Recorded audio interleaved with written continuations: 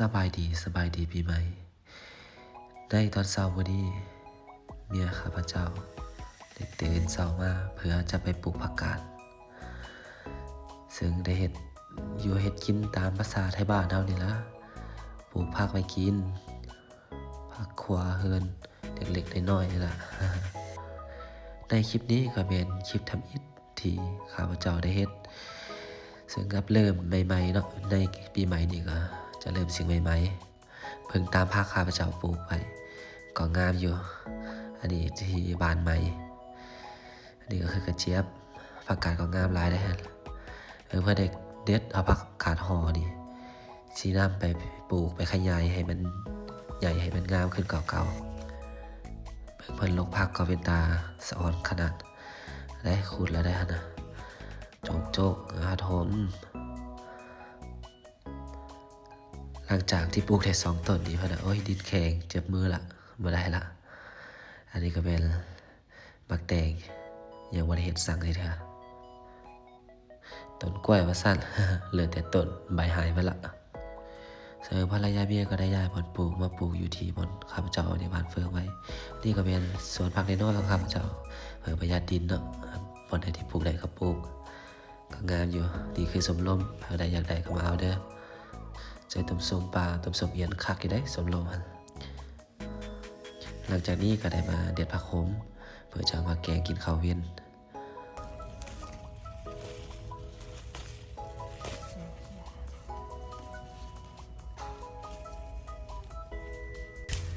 เย็นยาขึ้นลายก็อนามัยจักเล็กจักน้อย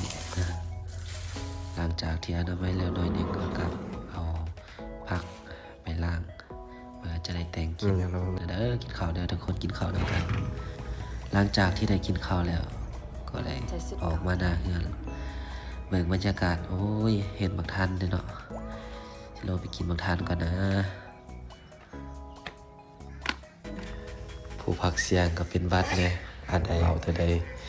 บ่คอดบ่ท้องขอโทษอภัยนำเด้อ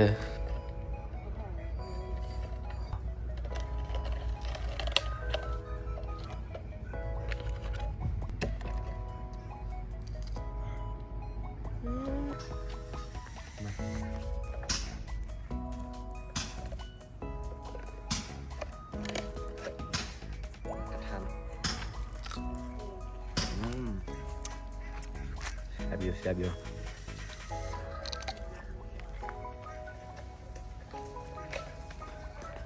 ก็สิได้แม่นเอาหลายๆอยู่เนาะสิได้เอาไปต่อที่พ่อแม่เฮือนเทิงผู้เพิ่นคนใดอยากกินบักทานก็มายามเด้อแซ่บอยู่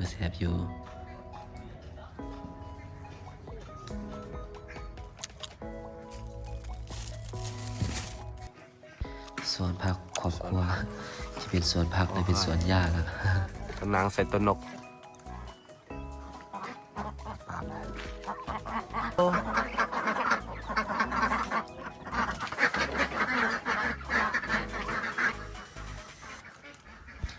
มาเบิ่งคอกเป็ดคอกไก่แล้วก็มาเบิ่งตัวหมู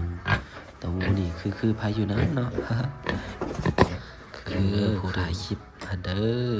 คือเปียกๆเลยผู้ถ่ายคลิปพันเด้ออันนี้ก็ขอให้พรให้สายหมดทุกท่านที่เข้าเบิ่งคลิปคอยอายุมั่นขวัญยืนเด้อฝากกดติดตามกันเด้อขอบใจลาก่อนคลิปหน้าพบกันใหม่